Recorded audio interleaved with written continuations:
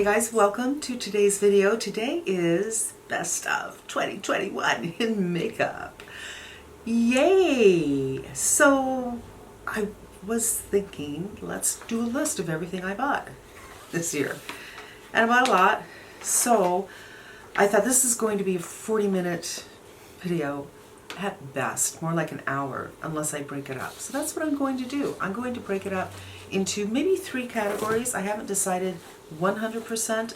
Today, foundation, concealer, and then I think I'll do another one that is bronzer, highlighter, and powders, and then another one that's blush, another one that's eyeshadow, and another one that's lip.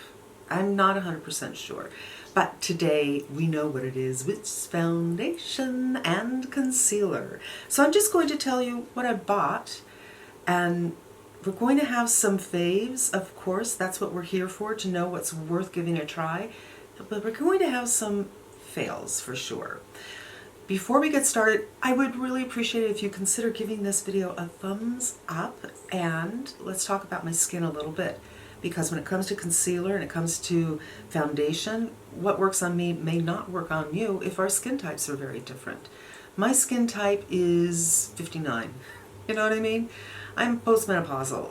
I no longer create things like elastin and collagen so much, and oils and hyaluronic acid and ceramides and all these naturally occurring good things. When you get older, they're not so frequent. So I put a lot of that stuff on my face. I would say my skin is the normal to dry side, meaning I'm not oily, but I'm not super dry. I generally don't have flakes on my skin unless I'm retinizing, and then it's not something I can really see unless I'm using like a 10x mirror. I feel that I can get dehydrated pretty easily, so I drink a lot of water and I put a lot of products on my face that hydrate the skin. And I will post my most recent video, my daytime and my nighttime skincare videos, and then my skincare framework right here, so you can get a good idea of my beliefs about skincare and what kind of skin I have. Under the eyes is just, it's a war zone. It's crepey, it's thin, there's darkness, and it kind of goes in, and it's like baggy. I look like one of those sad dogs, like a Saint Bernard. Not quite that bad, and I am totally aware there are people out there with much darker circles than I do, and have much more baggier skin than I do, much more crepier skin than I do. But what I have here is no fun. It's difficult to work with, and those are my challenges, my friend. I tend to prefer foundations like this. I'm not wearing any powder, and it gives me a beautiful finish, but this finish is 80% due to how I sit down in my chair, and I sit down pretty shiny, and I really like a glowy look. So let's get started. Alright, so I have a huge list of foundations that I bought this year, and I guess I'll read them off for you just so you know what I'm choosing from when I'm choosing the winners and a loser or two. Just because I don't love something doesn't mean that it's a loser. It just means it's okay. But there are a couple of things that were not just okay. Let's first go over the list of everything that I got this year. And not in order. This is just kind of by memory. And here go these glasses, which are broken. If you know where to find glasses this shape, these are just readers from Revlon, but they don't make them anymore, and I love this shape. Let me know. The things I got were the Huda Glowish. I don't know if it's Glowish or Glowish. The Urban Decay Hydromaniac, the Shiseido Synchro Skin Radiant, the Clinique Even Better Clinical, the Fenty Soft Matte Powder Foundation, the Becca Light Shifter Dewine Tint, the Surratt Dewdrops, which is what I'm wearing now, and it is not new. So I just want to talk about things that came out 2021, but I have really hammered on this pretty hard in the past, and all of a sudden I'm really liking it. Then we have the Tarte Hydroflex, the Givenchy Prism Libre Skin Caring Foundation, the Dior Forever Natural Nude, the Lisa Eldridge, the Exa, again, not new, the Catrice, I don't remember which one, but it was new, I think, the Chantecaille Future Skin Cushion, the YSL New Skin Tint and the Chanel Ultra Le Tint. So let's start with winners, you guys. I have 3 winners. Da, da, da, da. If you've been here before, you know that I love my Givenchy Prism Libre Skin Caring Foundation. And I'm going to post the original video here. When I put this on, I was like, whoa, is this like the best match I've ever had? It's very similar to the Reboot. So I'm going to put the Dior Forever, this, and the Reboot in the same category, in that they don't look like makeup on the skin. They never look cakey. You could throw the whole bottle in your face. I mean, don't. But I feel certain that if you did, you still wouldn't look cakey. It never settles in the lines here. I don't get polka dot pores. It doesn't settle into lines over here. It just looks great. They're not fussy to work with. I just put them on with my hands, but you could use a brush, you could use a beauty blender. It doesn't matter. Nothing special. I come to the table with a lot of moisturizers on and my sunscreen. I'm quite shiny. So what the finish is hard to say because I start so shiny, but this is the kind of finish that I get with these foundations. Incredibly beautiful. Okay, the Dior Natural Nude, it feels very similar, except when it comes out it's a little bit stiff, and then when you put it on and smooth it on, it becomes almost watery. They feel, all 3 of those, very hydrating, and they're probably quite plumping to the skin. So if your skin has a little bit of that raisin kind of quality to it, something like this will be very helpful to you, I think. The Chantecaille, I keep it out here to remind myself to use it, but I think it's become, you know how you have something in a place and you're used to seeing it so you don't see it anymore? I feel like that's my issue, is I just don't see it anymore. I have to take it out from this pile. This is so beautiful, you guys. It's expensive without a doubt, but it looks amazing. And again, I will put the video where I tried this up here. It just looks so beautiful. It's so weird because it looks orange. I have the color vanilla, but I saw somebody else say that vanilla looks orange in whether it's the Future Skin or this, but once it's on your skin, it doesn't. If anything, it might be a little bit peachy, which is fine for me.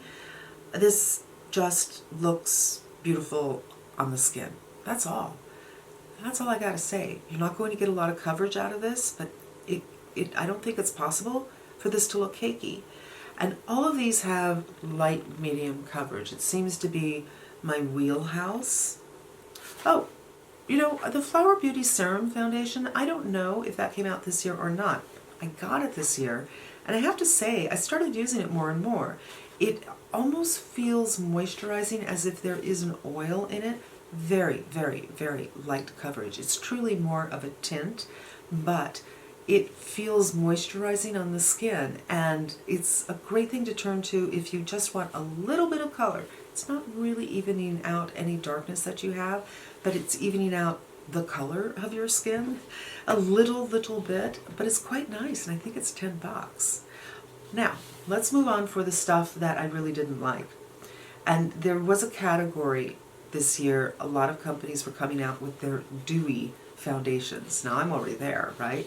But many of them just looked greasy. They looked like you took a pint of the Charlotte Tilbury Hollywood blah blah blah, you know, highlighter, and poured it into the foundation and then put it on your face. In some lights, they give you a Tin Man look. And by the way, when you're older, it's not a very flattering look. And even if you're younger, it's not a flattering look unless your skin is pristine. Do you know what I mean? Your skin has to be like a 9-year-old girl's as opposed to a 19-year-old girl to wear many of them. And I can kind of put them in a category all together and just say those. Glow Wish was one of them. And there are a whole lot more. And yeah, I don't think I'm going to get into I hated this, I hated this, I hated this. Because it wasn't about hate. It was just about, it was more like, why? Now for concealers, there are 5 that I got this year. I got the Kosas, I got the Clinique Even Better, I got the Lancome, I got the ABH, and I got the Clé de Peau. of that group, I think there's only 2 that are actually new. So the Kosas came out a couple of years ago, but the colors were very, very yellow. So I couldn't use it, even though I liked the formula. And this year they came out with some more colors that aren't as yellow, and I use it a good deal. I got the Clinique this year, and I think it came out maybe last year. They're very similar in formula, except for the Kosas is clean. The Clé de Peau I find to be a little bit heavy for under the eyes. It's very concealing, don't get me wrong, but when you're older, maybe not the best. So I use it to conceal around the face and to prime my lids. Lancome came out with a new concealer, and ABH came out with a new concealer, and I have those too. The ABH is a little bit heavier, a little bit thicker, and has a little bit better coverage. On younger skin, I think it'll be great. On me, it was fine. The reason I don't turn to it is because I'm so darn impressed with the 3 things that I'm using all the time. And for me, the Lancome is the #1 winner because I only have 2, right, that are new this year, the ABH and the Lancome. And the Lancome is thin. It's as if it's more like a foundation than a concealer. So it doesn't bunch up as much, depending on your eyes, and yet it offers okay coverage. I ended up getting it in 2 colors because the first color I chose was too dark, but you know, you could use it for the skin, I suppose. It was about the same color as my skin, and at the end of the day I want a teeny bit of brightness, not a lot, but a little bit lighter, because I am fighting some true darkness. But I have nothing bad to say about it, you guys. It's thin. I'm wearing it right now. It doesn't look cakey. I think my under eyes might be improving a little bit, and I might not have as much darkness as I sometimes have had in the past. I'm not 100% sure, but I feel like it just suits older skin, which doesn't mean that it wouldn't suit younger skin, because I don't think it's moisturizing. It's not like, oh, it's greasy under my eyes. It just feels almost like it's a foundation in its thinness, and its coverage is a little bit better than the foundations I usually wear. So you guys, that is going to wrap up today's video, my winners in foundation and my one winner. Well, I mean, the ABH is good. I'm not saying that it's a loser. I'm not. I'm just saying that I keep on pulling for the other ones. Concealer and foundation for 2021 from what I have tried, and I say them with a smile on my face. I truly love them. Stay tuned for the next. Thank you so much for spending some time with me. I hope it was helpful to you, and I really hope you come back again.